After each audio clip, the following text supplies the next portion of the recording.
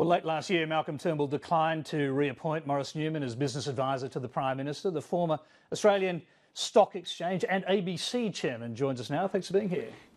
Nice to be here, Tony. Just let me correct you, though. The Prime Minister, Mr Turnbull, has given me the assurance that I'm still the chairman of the Business Advisory Council. He said that it would meet early in this new year, which it hasn't yet done. He would then decide as to whether he would continue with it. So well, this it may be a technical point. I was going to say, this makes your criticism of him all the braver in some sense. Are you literally saying that Malcolm Turnbull's Liberal leadership could lead to the emergence of a new Conservative party? Well, I think it's most likely that if the people who support the Liberal Party and the Liberal Party values find that essentially it's a Labor-like party, then they'll clearly be attracted to whatever alternatives might be presented to them. But is that what you think it is, a Labor-like party, now that Malcolm Turnbull is leading it? Yes, I think it is. I think that if you look at what few policy decisions have been taken, they are to give more money to renewable energy, to put more money into the Clean Energy Finance Corporation.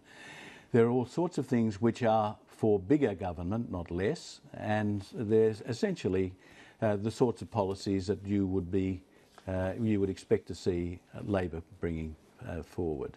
Now, you were Mr Abbott's business advisor, still are evidently. Well, Mr Turnbull's business advisor. You retain strong links, obviously, to the business community. How is Prime Minister Turnbull regarded by the business sector? This is something business people are reluctant to talk about publicly. You're in a different position to them. What are business leaders saying about his prime ministership privately?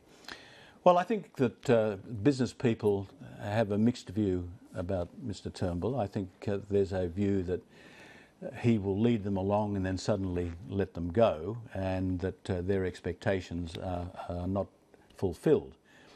And there have been a number of examples of that.